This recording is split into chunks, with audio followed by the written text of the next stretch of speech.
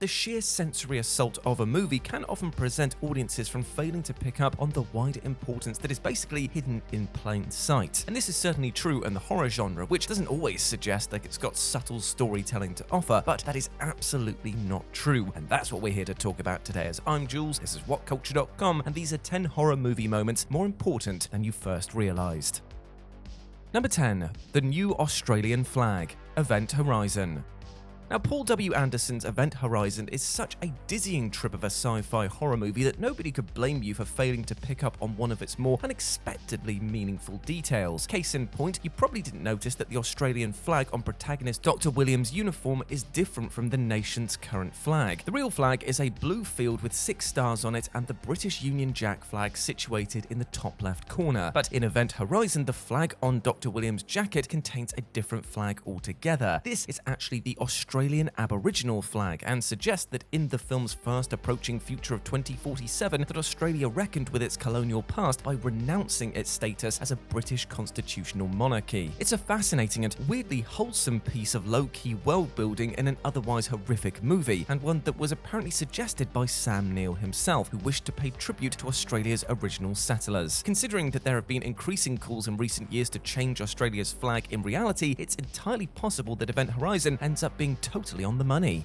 Number 9. The date of Kevin's last memory, Split.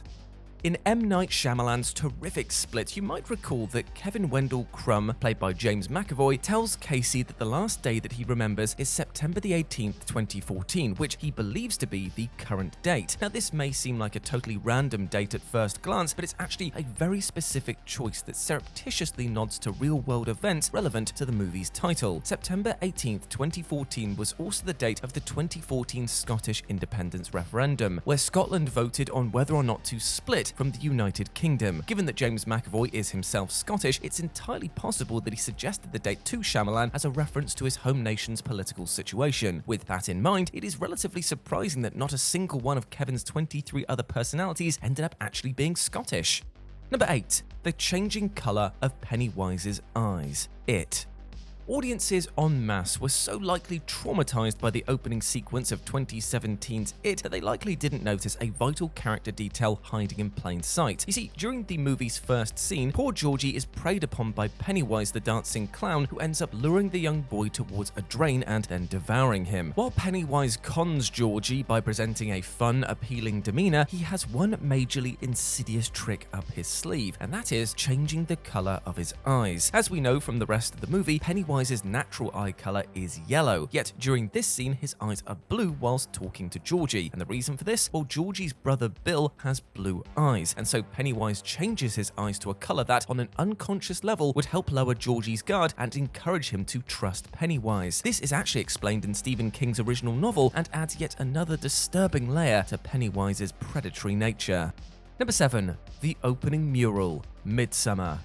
Ari Aster's unforgettable horror film Midsommar opens with a fleeting glimpse of a gorgeous yet disturbing painted mural which contains a number of eerie and unsettling sights. While viewers might initially assume that this is simply some garden variety creepy shit intended to throw them off balance from the movie's opening seconds, it's actually a veiled breakdown of basically the film's entire plot. The most distinctive visuals in the mural include Danny and Christian arguing, the Swedish cult elders jumping off a cliff, the Pied Piper who leads the movie's American tourists to their doom, Mark wearing a jester's outfit, and the presence of 5 skeletons representing the 5 outsiders that are killed by the cultists. The mural also offers far more metaphorical imagery for audiences to read into, but it's nevertheless fascinating that Aster included almost all of the movie's major plot beats up front, even if their context wouldn't be made fully clear until the film's end. Number 6. Rose challenges the cop, Get Out. Jordan Peele's Get Out is one of the most dense and detail-packed horror films of the last decade, a movie that hugely rewards repeated viewings by revealing the many secrets that Peele had hidden in plain sight. And one such scene occurs early on in the movie, where Chris and his girlfriend Rose hit a deer whilst driving, and a police officer is then called out to the scene. Despite Rose being the one driving, the cop asks to see Chris's ID, at which point Rose stops Chris from handing over his ID, insisting that he doesn't need to as he wasn't the one behind the wheel. Now, on the surface, it simply seems like Rose is sticking up for her black boyfriend against a suspect at best police officer. But once Rose's true colors are revealed in the film's third act, it's retrospectively clear that her intentions were far from benevolent. With the knowledge that Rose is actually in on her family's deranged scheme to kidnap black people and hijack their bodies, it's evident that Rose wanted to prevent the cop from running Chris's ID and creating an electronic paper trail that would then throw suspicion on her once Chris went missing. Even on a second viewing, this is easily missed, that a seemingly typical, albeit racist, encounter with a cop is far more calculated than it first seems. Number 5. The Rotten Corn, The Witch. Robert Eggers delivered a deliciously delirious folk horror film in The Witch, which is certainly a piece that rewards those who pay close attention, though you can be forgiven for failing to appreciate the significance of all of that rotten corn. Now, early on in the film, New England settler William and his family are shown struggling to grow enough crops to make it through the winter, with their corn appearing to have rotted. Yet this rot is actually ergot, a fungus that grows on the rye and related plants and can cause ergotism in humans who consume it, which is a form of fungal poisoning which can, amongst other things, induce psychotic visions. As such, this might tangibly explain the film's increasingly surreal events, that the family was simply succumbing to ergotism and none of this was actually real. Now, given that ergot is often suggested as one of the potential causes of mass hysteria during the Salem witch trials, it's certainly a fitting suggestion and one that purposefully is placed in the film by the director. Now, this doesn't mean that the witch's supernatural happenings are 100% hallucinatory, but it does lend fascinating meaning and context to the shots of inedible corn that otherwise seem relatively standard and benign. Number 4. The Crazy Norwegian, The Thing. The iconic opening sequence of John Carpenter's sci-fi masterpiece The Thing sees a Norwegian helicopter pilot chasing a sled dog towards the American outpost on Antarctica, where it's greeted by R.J. MacReady and the rest of the American team. Now, the pilot shouts something in Norwegian before taking aim at the dog, wounding an American by accident and then being killed by another in self-defense. For the audience, it's an intriguing yet confusing opening, with viewers likely left to initially conclude that this man himself has been overcome by the parasitic alien lifeform known as The Thing. Yet, as anyone who can speak even a little Norwegian will tell you, his dialogue actually translates as, "Get the hell away from that thing, that's not a dog, it's some sort of thing, it's imitating a dog, it isn't real, get away you idiots." Needless to say, if MacReady or any of his men understood what the pilot was saying, it would have been considerably easier for them to deal with this alien entity straight away. Number 3. Yara's Clamshell E-Reader, It Follows.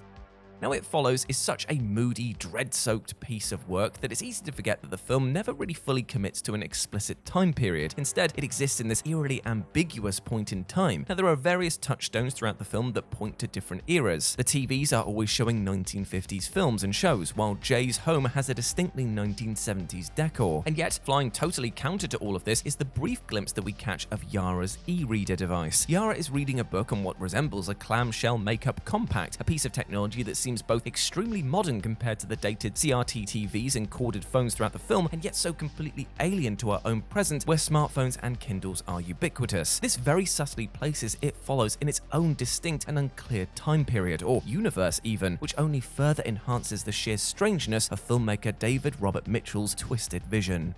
Number 2. Karen wears a Christmas sweater on Halloween, Halloween 2018. Now, here's something that you probably never thought about. Did you notice that Laurie Strode's daughter Karen wears a Christmas sweater? Now, given that the film is set on Halloween, it really makes no sense at all for anyone to be wearing a Christmas garb almost an entire 2 months before the holiday. Even the most eager Christmas fans know that that's totally insane, right? Yet, there's actually a more meaningful reason for this. Because Karen grew up as the daughter of Laurie, she shares a disdain for Halloween and so decides to ignore it, instead skipping straight over it to Christmas. Writer-director David Gordon Green even confirmed this himself in interviews. He said, "There's that little sign of rebellion. On Halloween, she wears a Christmas sweater so that she doesn't celebrate." And actress Judy Greer, meanwhile, added, "That was David's idea, which I loved. We decided that Karen hates Halloween so much that she just skips it and Thanksgiving and in her own head goes right to Christmas. Like, as soon as the tiny little bite-sized candies come out at the drugstores for trick-or-treaters, she pulls out her Christmas sweater and is like, nope, I celebrate Christmas, I'm just skipping right to Christmas." It's an intriguing character flourish that slightly tells us a lot more about Karen's mindset than the film itself actually fully lets on. And number 1, Hannibal Lecter's deliberate blinks, The Silence of the Lambs. One of the oft-repeated claims about Anthony Hopkins' Oscar-winning performance as Hannibal Lecter in The Silence of the Lambs is that the actor never blinked on screen whilst playing the part, in an attempt to enhance the psychopath's inherently unsettling presence. It's a claim that's even been perpetrated by Hopkins himself in interviews, despite the fact that it's blatantly not true. Even the most casual, cursory examination of Hopkins' 20-ish minutes of screen time throughout the masterful horror thriller will confirm that he does indeed blink, albeit markedly less so than your average person. It's clear from watching Hopkins' scenes that the actor chose his blinks carefully, using them as exclamation marks to punctuate the meaning of whatever's going on. As such, when we see Lecter blink emphatically after dropping the iconic fava beans and a nice Chianti one-liner, he also blinks with a slow deliberation during the quid pro quo scene as Clarice tells the story of her father's murder. It's something you probably didn't consciously pick up on, but your brain likely did, that Lecter blinked only in calculated, periodic ways that seem almost inhuman, and it adds yet another level of creepiness to an already all-timer cinematic skin crawler.